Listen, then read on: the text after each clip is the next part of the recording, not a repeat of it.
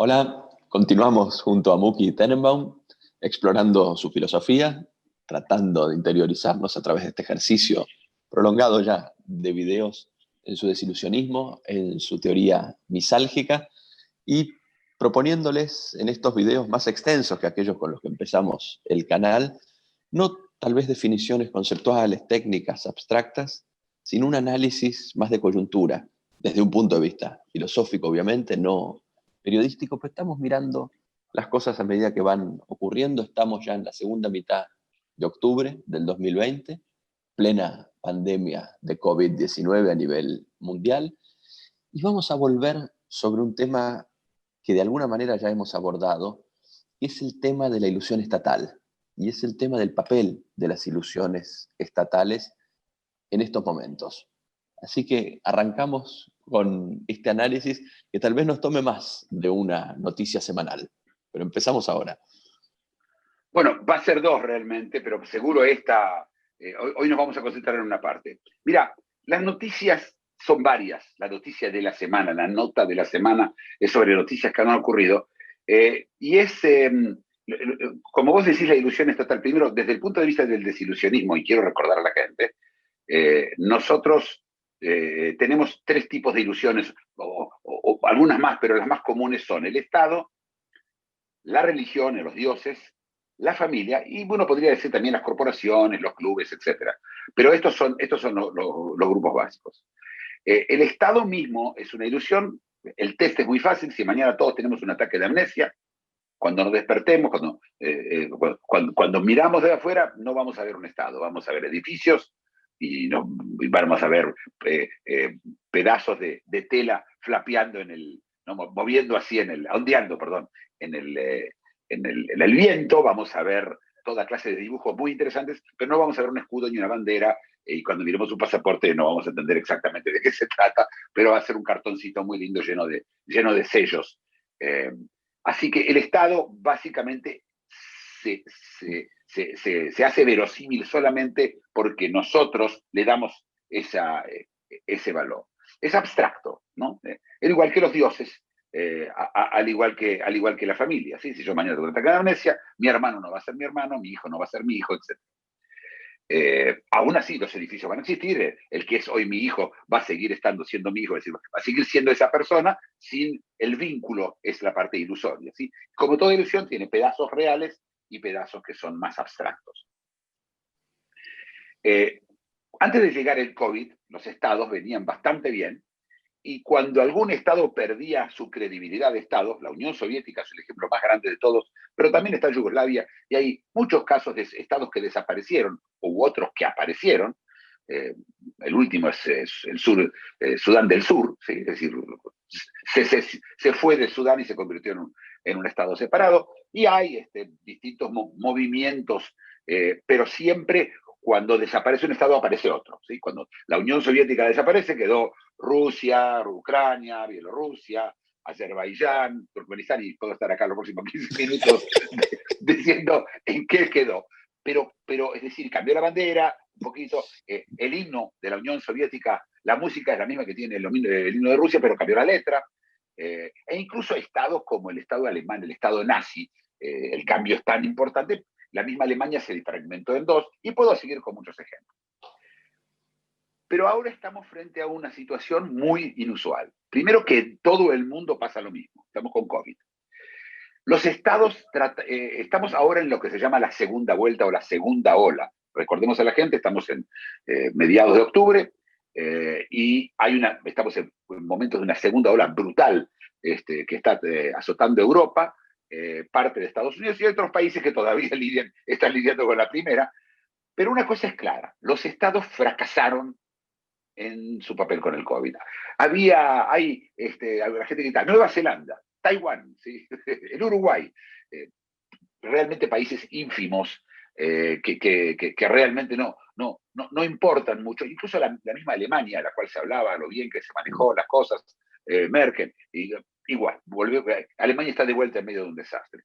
Pero además los estados, que hoy son casi todos democráticos, y yo saco a China de esta historia porque China es realmente la excepción. en toda esta historia, pero es la excepción que deberíamos hablar de ella también. Pero los países en general son democráticos o cuasi democráticos, o tienden a democráticos. Todos los países tienen elecciones, tienen una división de poderes, de los tres poderes, algunas más serias, otras menos, pero siempre hay un poder ejecutivo, un poder legislativo y un poder judicial más o menos independiente. Pero claramente no funciona. Y no solamente que no funciona, sino que los poderes están chocando entre ellos, parecen los tres chiflados.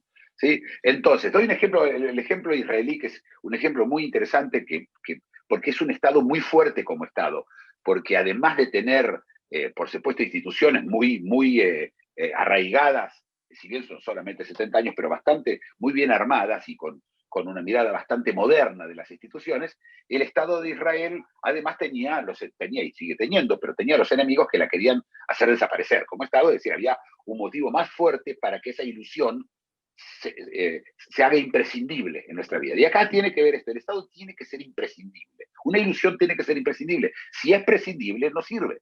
Si yo puedo sin ella, ¿para qué la quiero? ¿Para qué tengo que yo pagar impuestos en el caso de un Estado, ir a la iglesia, a la sinagoga o a la mezquita una vez por semana y incluso donar dineros o ocuparme de las cosas que tiene la religión, mi familia, ayudar a los miembros de mi familia, olvidémonos de la parte sentimental del tema, sino desde el punto de vista práctico, tiene que ser imprescindible. Y el Estado está demostrando no solamente que no es imprescindible, la pregunta es si es prescindible, pero que no es imprescindible y que no está funcionando. Vuelvo al Estado de Israel, que es un muy buen ejemplo, como dije yo antes. Tenemos el gobierno toma de determinadas decisiones. En la primera vuelta hizo un trabajo aparentemente excelente y de repente, en forma bastante curiosa, dijeron, ganamos, victoria, se abrazaron, abrieron todo. Israel está hoy en un estado desastroso. Y para colmo, cuando el mismo gobierno, el mismo ejecutivo trató de cambiar, de imponer nuevas restricciones, el Parlamento, incluso unas comisiones en el Parlamento, se retobaron, como diríamos en Argentina, se rebelaron y cambiaban las reglas, aunque las primeras reglas hechas por científicos. Los científicos decían, hay que cerrar todos los negocios, y venían y dicen, no, la gente no puede vivir sin los negocios, los restaurantes tienen que estar abiertos, y los restaurantes están abiertos. Y además, cuando decían, no deben haber manifestaciones, venía la Suprema Corte y dice, no, el derecho a manifestarse no se puede limitar. Estamos hablando del virus, ¿sí? Al virus no le interesa toda esta discusión, como les recuerdo a todos, como yo dije varias veces, el virus nos ve a nosotros como lo que somos, un almuerzo. Para él no le importa, ¿sí? El virus no necesita nada y sigue avanzando frente a esas peleas, como yo digo, de los tres chiflados. Y ahora Israel volvió a entrar en un confinamiento rígido, duro. La gente no lo está cumpliendo mucho y ahora tenían que salir un poquito, iban a abrir un poquito para ver, y los ortodoxos, ultraortodoxos, que son el 20% de la población, dijeron no vamos a cumplir nada. No nos importa, no nos interesa. Y ayer lo viste un primer ministro, en general un hombre muy decidido y con una fama como Netanyahu, diciendo vamos a hacer lo que podamos. Por favor no lo hagan. Yo no puedo poner un policía en cada esquina. Se rindió, básicamente. Es decir, ayer se vio al Estado lo que es, una simple ilusión. Pero no pasó solo en Israel. En Alemania, donde todo el mundo habló de lo maravilloso que manejó Alemania las cosas, en Berlín querían cerrar los restaurantes desde las 11 de la noche, no creas que cerrarlos del todo, desde los bares a las 11 de la noche, y un juez decidió no. Y un juez en España, en Madrid, decidió que tampoco se confina Madrid, y después bien tuvo que venir otra vez el Ejecutivo y tomar el poder de la autonomía madrileña. Es decir, hay una pelea permanente entre los poderes, y mientras tanto el virus se hace fiesta. Es una fiesta para el virus y es un desastre para todos. Los estados, además, entonces la gente empezó a perder, los estados perdieron credibilidad, es decir, se mostraron como lo que son, ilusionarios, y entonces empieza a haber un repliegue, a ver qué podemos hacer. Entonces dicen, bueno, vamos a comprar vacunas. Las vacunas las hacen, te recuerdo, otras ilusiones, ¿sí? Las corporaciones, no los estados. Así que, pero cuando dijo vamos a comprar vacunas, acá empieza el tema que yo creo que es el que quiero hablar, y es que y es el dinero. El último bastión que queda en los estados, y yo no di más ejemplos, pero está lo que está pasando en Holanda, las iglesias diciendo que ellos no van a dejar de hacer reuniones multitudinarias de iglesias. En New York, 10.000 personas en un casamiento, cuando el estado de New York les piden que no lo hagan. Aún en Tailandia, el rey, que es prácticamente un dios, la gente sale exigiendo que se termine determinadas reglas que tengan que ver con el rey. En todos lados están las cosas, o sea, los estados están tambaleando. En la misma Francia, recordemos, la gente, si bien ahora hay toques de queda en muchos lugares, vamos a ver cuánto tiempo se cumplen, en general no se están cumpliendo, y así yo puedo seguir realmente. Nos va a llevar toda la nota de la semana hablando de eso. Entonces, vuelvo y, entonces, ¿a dónde se replegó el Estado? ¿Dónde el Estado se hizo imprescindible? Bueno, como un tercio de la gente se quedó sin trabajo, básicamente. De la población, más o menos un tercio de la población se quedó sin trabajo. En algunos lugares es 40%, en otros es 30 o 28%. Es la gente que está en turismo, la gente que no puede ir a trabajar, la restauración, etc. Entonces, se lo mantiene. ¿Y cómo se lo mantiene? Con dinero. ¿Y de dónde sale el dinero? ¿De dónde sale? Bueno, el dinero sale de los bancos centrales. El último bastión de las ilusiones es el Banco Central. Primero, Florencio, ¿qué opinas de esto? Es interesante, seguro. Te quiero hacer una pregunta a partir de cómo lo vas describiendo vos. Yo supongo que hay otros modos de abordar este problema, que es evidente, que es palpable, es noticia. Pero a partir de cómo lo vas describiendo vos, yo te quiero preguntar si no hay en esto algo que tenga que ver con los tiempos, algo que tenga que ver con los ritmos. Me parece que en tu descripción, la forma-estado, a pesar de sus diferencias, el Estado-nación con su repartición de poderes, con sus burocracias, con sus players, como decís vos, interviniendo cada uno a su modo, tiene un tiempo, tiene un ritmo, que en tu descripción a mí lo que me sonaba es un tiempo ni bueno ni malo, pero muy lento para lidiar con problemas del tipo de una pandemia, muy ineficaz a la hora de enfrentar brotes. Y en esto último que vos decís, me parece que justo ahí, en la emisión de dinero, que es discrecional, que es casi automática, que no requiere demasiado proceso, que no intervienen en ella comisiones del Congreso, jueces, ahí es donde la ilusión estatal tal vez tenga todavía una capacidad de respuesta al ritmo, al tiempo que la situación requiere. Entonces, no sé, te quería preguntar si no ves una relación entre la crisis que vos describís, la pérdida de confianza que vos describís, la ineficacia manifiesta que vos describís, y cierta lentitud, cierta incompatibilidad con los tiempos de este problema. Tal vez para otros problemas, como decías vos, antes del COVID, era perfectamente razonable el tiempo de la ilusión estatal. Bueno, lo que vos estás diciendo es lo que, para hacerlo, yo lo dije de forma un poco más cruda, y es: la democracia no está equipada para lidiar con la pandemia. Es terrible. ¿Quién tiene éxito con la pandemia? Aparentemente China. Como todos sabemos, China no es exactamente una democracia. China es un país no solamente que es una dictadura, sino que es una dictadura que tiene una dictadura orwelliana, ¿sí? Una dictadura que sigue a sus personas, y aparte de la cual el que se hace el loquito termina en el mejor de los casos en un campo de uigures, los uigures, ¿sí? Y en el peor, bueno, no hace falta que cuente porque nuestro público sabe muy bien lo que es China. Pero justamente esto demuestra que, a ver, Montesquieu hablaba de tres poderes, ¿no es cierto? La división de los tres poderes, ¿sí? Poder legislativo. Pero vos hiciste, y en un momento me di cuenta que el Banco Central es el cuarto poder. No es la prensa el cuarto poder, como se hablaba, es el Banco Central. ¿Por qué? Porque el Banco Central es independiente. En todo el mundo, para darle credibilidad a la moneda, todo el mundo, para que incluso en China, para que sea creíble la moneda, necesita que el Banco Central sea independiente. Independiente, fíjate, independiente del Poder Ejecutivo, del Poder Legislativo y, la verdad, que probablemente también del Poder Judicial. Hubo un intento de intervenir en el Banco Central Europeo por el Tribunal Constitucional de Alemania, y no lo hizo. La verdad es que no intervienen. Además nadie entiende. Nadie entiende del tema. Y en general las Supremas Cortes no se meten cuando hay mucho dinero de por medio. Yo no conozco Supremas Cortes que obligan a países a ir a la bancarrota para pagar algo.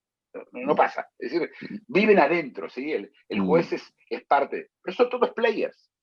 El problema que a esto le tenemos que agregar, es interesante, es las comisiones de investigación. Esto es un escándalo. Lo que pasó con COVID es un escándalo. De donde lo mires es un escándalo. Yo igual creo que es un accidente que no había forma de ver. Sí, hubo tiempo, quizás se hizo las cosas tarde. De hecho, hace unas semanas, hace 5 días, se allanaron las casas del ministro de Salud francés y de varios de los ex ministros y de los ex jerarcas que tienen que ver con la salud en Francia, porque hay un juez investigándolos penalmente por dejadez de función, por causar la muerte en este caso nunca. Es decir, tenemos una guerra brutal que se viene civil, pero me refiero a civil no entre bandos grandes, sino entre los players. Entre los players, ¿sí? Sálvese quien pueda. Y entonces cada uno sabe que las declaraciones que hace las hace a esa comisión de investigación que va a venir en su momento, en la que puede ser que terminen en la cárcel y en algunos países colgados de la horca. Es decir, claramente va a depender de los países. Estamos en una situación en la cual todo el mundo está preocupado. Y es el Banco Central el último bastión. Porque si el Banco Central no puede dar dinero para salvar la economía, y si después de esto se marcha a un desastre económico absoluto, total, porque el Banco Central no emitió toda la moneda necesaria, esto va a ser un problema. Entonces el Banco Central emite dinero sin fin. Dólares, euros, yenes, rublos, yuanes, etc. Pero esto es lo especial de la historia esta, porque en 2011, cuando fue la crisis, y en el 2008 y en el 2001, nosotros tenemos crisis económica cada tanto, primero que no la tuvieron todos, la tuvieron muchos, pero no todos. Y segundo hubo distintas formas de lidiar con la crisis. Entonces, algunos emitieron más dinero, otros no. Alemania decidió de que no, que lo que había que hacer era austeridad, ¿sí? Estados Unidos igual, hubo países que no, hubo países que emitieron mucho, pero esos que emitieron mucho vieron su moneda devaluada, vieron su credibilidad internacional puesta cuestionada. Entonces, el tema es que ahora todos los países del mundo, todos los bancos centrales en el mundo, están emitiendo dinero al mismo tiempo. Y uno podría decir, es una conspiración para emitir dinero. No. Viste que existe paranoia, que es el miedo que te están persiguiendo. Acá es pronoia, acá es al revés. Hay gente que se está confabulando para hacerme un favor, ¿no? Pero, y entonces, están manteniendo a 1/3 de la población, y yo no soy exacto con 1/3, pero una parte muy grande de la población está siendo mantenida a fuerza de imprenta, a fuerza de imprimir dinero, que además hoy ya no se imprime, hoy es un botón. El dinero es el único, y voy a repetirlo, el dinero es el único commodity que no tiene insumos. Cualquier otra cosa en el mundo, el oro, el trigo, lo que sea, el commodity que se te ocurra necesita insumos. Y entonces hay toda una cadena para poder fabricarlo. Acá no, acá es el Banco Central haciendo tac, y de repente hay el doble de la cantidad de dinero. Yo quiero explicar esto. Cuando hay mucho más dinero de lo que vale la economía, se llama inflación. Cuando es al revés, se llama recesión. Entonces los gobiernos, utilizando la tasa de interés, ¿sí?, suben y bajan para evitar la inflación o para evitar la recesión. Este era el trabajo que se hacía, pero tomando en cuenta el valor de la moneda frente a otras monedas. Entonces, todo el mundo se cuidaba de todo el mundo y se seguían, ¿sí? Si los americanos bajaban la tasa de interés, bueno, también la bajaban en otros lugares. Si la subían, entonces la subían en otros lugares y más o menos se movían. Pero ahora las tasas de interés son 0 y esas son las altas. Las más bajas son menos. Esto es una cosa que hay que explicar, ¿sí? Es decir, vos vas al banco, el banco te presta 100 y dentro de 10 años tenés que devolver 95. Eso es tasa negativa. Vos decís, bueno, entonces agarro los 100, los pongo en la caja fuerte Espero 10 años y los devuelvo y me quedo con 5, ya los gané. La respuesta es sí. La respuesta es sí. Pero esto es porque el dinero es una ilusión también. El dinero tiene valor por dos cosas. Si lo hemos hablado, tenemos un video sobre el dinero, creo que está hecho, ¿no? Creo que es uno de los videos ya publicados. El dinero tiene dos motivos por el cual vale. Uno, porque es creíble, de hecho, cuando hay inflación pierde credibilidad. Y la segunda es por su escasez. Y cuando hay inflación, lo que falta es escasez. Es decir, la escasez misma también le da credibilidad. Es algo una cosa con la otra. ¿Qué opinas, Florencio? Sí, la pregunta es esta, ¿no? La pregunta es si, como todos sabemos, se está emitiendo más dinero probablemente que nunca antes en la historia, en términos de porcentaje de crecimiento de la masa monetaria, es récord la situación. ¿Por qué no ocurre la corrida inflacionaria? ¿Por qué no ocurre el descrédito? La corrida inflacionaria no ocurre porque simplemente la gente no tiene que gastar. Para que esa inflación la gente tiene que gastar, pero la gente gasta para evitar, porque es una cadena, ¿sí? Si yo pongo dinero, si yo hoy veo que el dinero empieza a perder valor, corro y compro cosas con eso. Florencio, ¿estás ahí? Aquí estoy. Sí. Me llegaste a escuchar lo que dije, ¿no? Estamos en... Lo que estaba diciendo es que el dinero mismo, sí, el dinero pierde la parte inflacionaria, la parte psicológica también. Si yo veo que el dinero pierde valor, voy y me compro cosas antes de que pierda valor. Entonces empieza la ansiedad de todos nosotros. Yo recuerdo a todo el mundo que la meta de todo ser humano es no sufrir. Esto es lo único que hacemos, no es ni es la meta. Huimos del sufrimiento, estamos huyendo, ¿sí? Y entonces el sufrimiento que implica la pérdida del valor del dinero que yo tengo, lo paso a algo que sea más fijo. Puede ser un piso si tengo dinero, y si no, me compro, no sé, un auto, una bicicleta o trigo, lo que pueda, ¿sí? O pan, no sé, pan no es una mala idea, pero, o sea, congelados, algo que yo pueda tener por mucho tiempo. Pero ahora no pasa. Primero no pasa porque no hay inflación y no hay en qué gastar. Si mañana te dicen, ¿y yo qué compro ahora con el dinero? Ya está, ya sé que se va a hacer. ¿Qué compro? Estamos o encerrados o estamos muy limitados. Algo más sobre el Estado quería agregar. Cuando yo dije que el Estado perdió credibilidad, ¿sí? El Estado, entre las cosas que me tiene que dar, es un pasaporte. Es algo que me permite a mí viajar. Pero el pasaporte no me sirve si yo no puedo viajar. Y no podemos viajar. Entonces, nos mantiene, la ilusión trata de mantenernos ahí, ya lo hemos hablado, ¿sí? Sin movernos, que no cambiemos rutinas, que no dejemos de creer en la ilusión. Entonces nos dice que va a venir la vacuna y la vacuna va a ser, ya está, terminó. A ver, la vacuna ahora ya, ayer cambiaron, ayer se está diciendo, bueno, puede ser que lleve un poco más de tiempo, ¿no? Nos van acercando, ¿viste? Cuando estás por comerte la zanahoria, se la acercan un poquito más, no muy lejos. Se la van moviendo así. Pero eso, por supuesto, es más pérdida de credibilidad y más pérdida de credibilidad. Y de este tema vamos a hablar la semana que viene. ¿Qué quiere decir políticamente? ¿Cómo va a ser nuestro futuro político tomando en cuenta la pérdida de credibilidad del Estado? Te hago una última pregunta porque es algo que vos subrayaste en su momento, cuando ya hablamos sin análisis de coyuntura, sin tantas noticias bajo el cinturón sobre la ilusión estatal, que creo que todos recordamos al inicio de la pandemia manifestaciones de fe, de profesiones de fe en lo estatal. Se cantaban himnos, se agitaban banderas, en determinados contextos hubo incluso marchas de apoyo. Esto, me parece, no me equivoco si digo que está desapareciendo, que hay un proceso, no llega a la crisis terminal, pero hay una decadencia de esos sentimientos y de esas confianzas, o por lo menos de su manifestación pública. No sé si esto por ahí es parte del análisis que viene, ¿no? Sí, a ver, tenés razón y creo que hay que explicarlo. Es un tema de épica.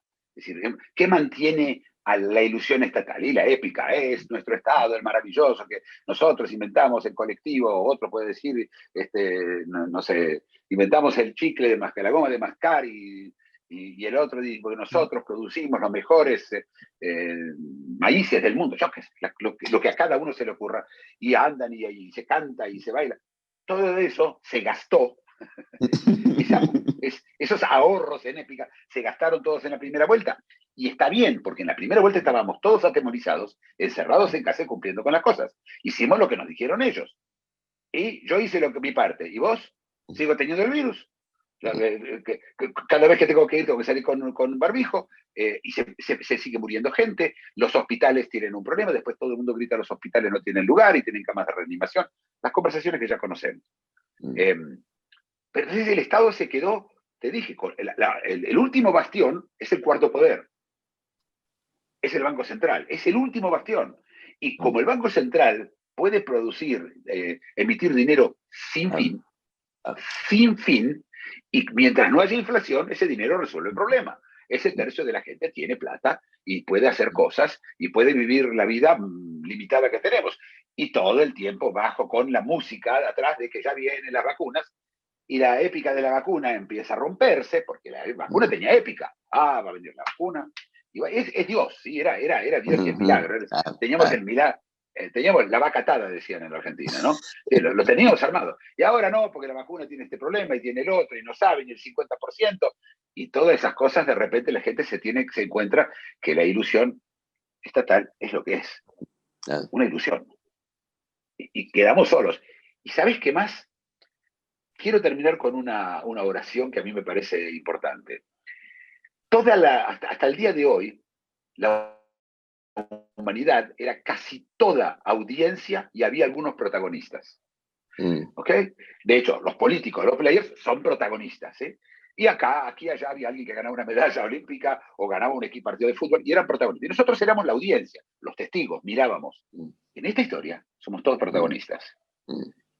Y esto quiere decir mucho. A esto no estábamos acostumbrados.